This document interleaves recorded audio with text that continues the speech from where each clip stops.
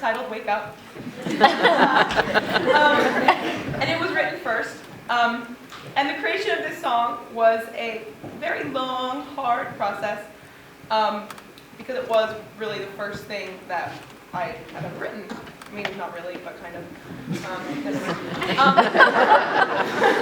Before I went into the studio and recorded it, I had been working on it since September, which is about 5 months. There were a couple of bumps in the road and a lot of breakdowns emotionally. And before I finished it, along with playing music and being a musician, a hobby of mine, kind of, is collecting music and educating myself in music. So I try and know as much as I can all the time. And throughout this education of music, I've developed very strong opinions on what I think constitutes good music. And I was subjecting myself to these opinions, but really harshly. It was really, really hard to please myself. And I think that this was partially because I was so afraid what other people were going to think of it, that I wanted to be the first one to get down on it and judge it harshly. I can't quite remember when this happened. I'm pretty sure it was during one of my breakdowns. I had a brief realization. I realized that A, I wasn't going to be a lyrical genius right off the bat. That was just a fact. And B, not everyone was going to like what I created. There was no getting around either of these facts. And it's just the way it is. It's just the way it was. And after I came to peace with this realization, I then started to contemplate it and really think more about it. In one of my many music lessons that I've been having since I was in 5th grade, I discussed with my longtime music instructor, Jonathan Marmelzat, this realization that I had, and many other thoughts surrounding my project. We began speaking about my own thoughts surrounding music, and I told him how I had just seen Isaac Hoff about a month before live, and it was an incredible experience for me and for my project, and it was just a huge inspirational moment for me. I told him how I thought that Isaac Hoff had no creative compromises, and that his style was very pure, which was and still is an idolization point for me. I told him how I couldn't understand how other people didn't like, now that I say it, I couldn't understand why other people didn't like him, because in my eyes, he was one of the best.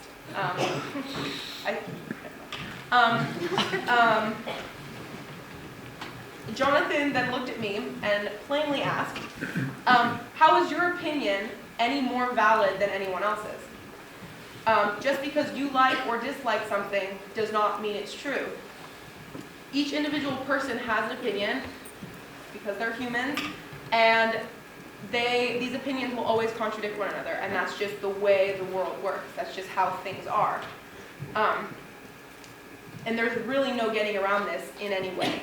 And it's really important, this is what he was saying, it's very important to realize this for your project and kind of just you as a person in your life. And this conversation was a very huge turning point in my project, because up to that point I had been having a lot of issues and a lot of writer's block, and I was having just butting heads with this wall that I couldn't get past because I was so afraid of putting out my own music. And so this conversation was an incredible turning point for me. Whether music is good or bad is a completely subjective question. Just because for example, personally, I don't take pop music very seriously. That's just my opinion, and I don't not enjoy it, but I don't really want to be that type of musician. But I'm sure that there's someone out there who looks up to the lyrics of Katy Perry or Taylor Swift. I don't know if you're out there, but power to you. So this concept of subjectivity in music and in art really made me think about my project and the way that I was approaching it. I knew that not everyone was going to like what I created. I hoped that someone would, but I knew that not everyone would. But that was completely okay after I had this conversation. This is just how the world of music and the world of art works. There's no way that all of these different genres and styles can exist without all these contradicting opinions. So with these thoughts in mind, I continued to write and I continued to compose. And I finished Wake Up. It was really awesome when I finished it. And I worked on a bunch of other songs, all of which I hated. And I kept trying and I kept failing. I kept trying and failing until I got a second song, which I didn't hate. And it was an incredible moment that I could recreate something that I had already done. It wasn't just a fluke that I had written one song. So after a good amount of rehearsal and pre-engineering of the songs, which is just the shaping of them prior to being in the studio, I then went to the studio. I went in with absolutely no idea what I was doing. Like none, absolutely. So from what you just heard, and if you know me, you know that I'm more of an unplugged acoustic type artist. I don't know how to use an electric guitar. I just don't know how it works. And so when I got into this room with a bunch of plugs and cords and headphones and like electric things happening, it really threw me for a loop. And it kind of intimidated me, and it kind of deterred me a little bit from saying what I wanted in my own recordings, because I was like, well, maybe I'm just wrong, like maybe I don't know what's happening, so I'm just not going to say anything. Which was dumb. But until the end, at one point I had to make a decision of what I wanted the final mix to be, and I put my foot down and I said, I don't like that. And I am so happy I did, because it really would have changed the song, and I would forever be here saying, well, crap, I would have. I'm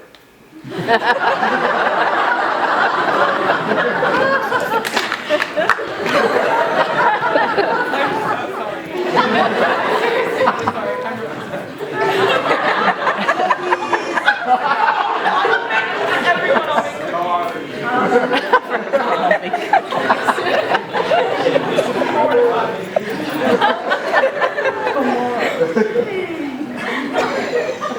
So anyway, I made a decision, and it was really good.